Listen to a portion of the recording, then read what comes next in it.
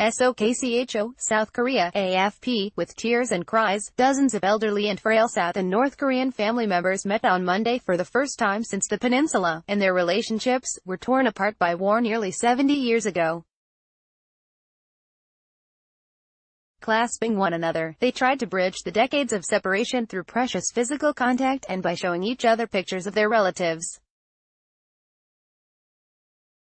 Many of the North Korean women were clad in traditional dresses, known as hanbok in the south and joseonata in the north, and all had the ubiquitous badges of the North's founder Kim Il-sung or his son and successor Kim Jong-il, while the Southerners wore their best suits.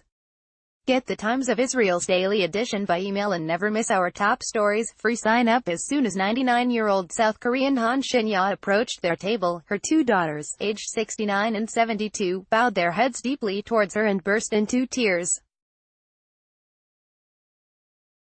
South Korean Han Shin-ya, 99, talks with her North Korean daughter Kim Kyung-young, 71, during a separated family reunion meeting at the Mount Kumgang Resort on the north-southeastern coast on August 20, 2018. AFP photo, Korea pool. Han also broke down, rubbing her cheeks against theirs and holding their hands tightly. When I fled during the war, she began, choking back tears as if she were about to apologize for leaving them behind. Millions of people were swept apart by the 1950-53 Korean War, which separated brothers and sisters, parents and children and husbands and wives. Hostilities ceased with an armistice rather than a peace treaty, leaving the two Koreas technically still at war and the peninsula split by the Impenetrable Demilitarized Zone (DMZ), with all direct civilian exchanges, even mundane family news, banned. The three-day reunion at Mount Kumgang, a scenic resort in North Korea, is the first for 3 years and follows a diplomatic thaw on the peninsula. According to pool reports, the event began with a popular North Korean song, "Nice to Meet You," also well known in the South, blaring out from speakers. South Koreans meet with their North Korean relatives during a separated family reunion meeting at the Mount Kumgang Resort on the north-southeastern coast on August 20, 2018. AFP photo, Korea pool. Never imagined this day would come. Lee Kum-seom, now tiny and frail at 92, met her son for the first time since she and her infant daughter were separated from him and her husband as they fled. At the time Ri Sang-chul was aged just 4. Lee shouted his name when she saw the now 71-year-old, before hugging him as both were overcome with emotion. South Korean Jo Do-jae, 75, meets with his North Korean sister Jo Soon-do, 89, during a separated family reunion meeting at the Mount Kumgang Resort on the north-southeastern coast on August 20, 2018. AFP photo, Korea pool. Her son showed her pictures of his family in the north, including her late husband, telling her, "This is a photo of father."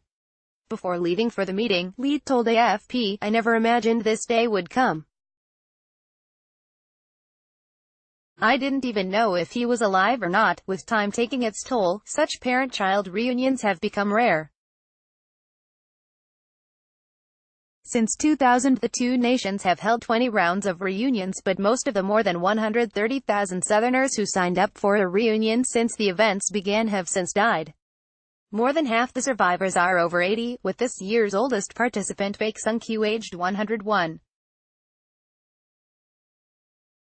South Korean Park Ki-dong, 82, met his two North Korean siblings, who had brought dozens of family photos with them. Park Sam-dong pointed at one of the images, telling his brother, "This is you." The older man stared at the picture silently, deep in thought, while his North Korean sister quietly wiped tears from her eyes. South Korean Bae Soon-hee, 82, talks with her North Korean sisters Bae Soon-bok, 87, and Bae Soon-young, 75, during a separated family reunion meeting at the Mount Kumgang Resort on the north-southeastern coast on August 20, 2018.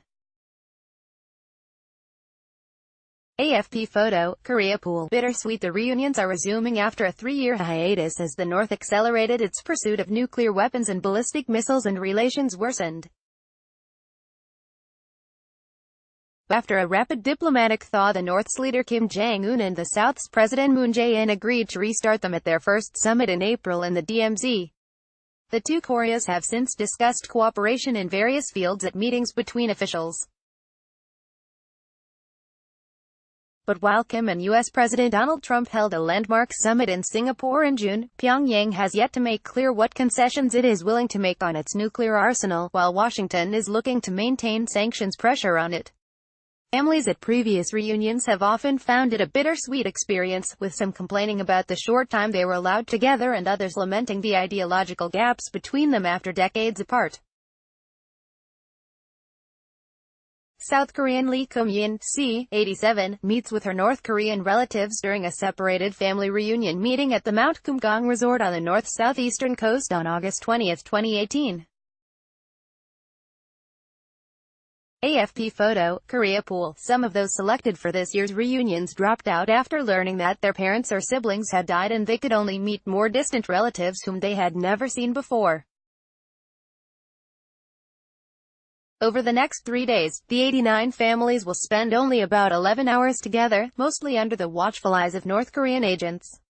They will have only 3 hours in private before they are separated once again on Wednesday, in all likelihood for the final time.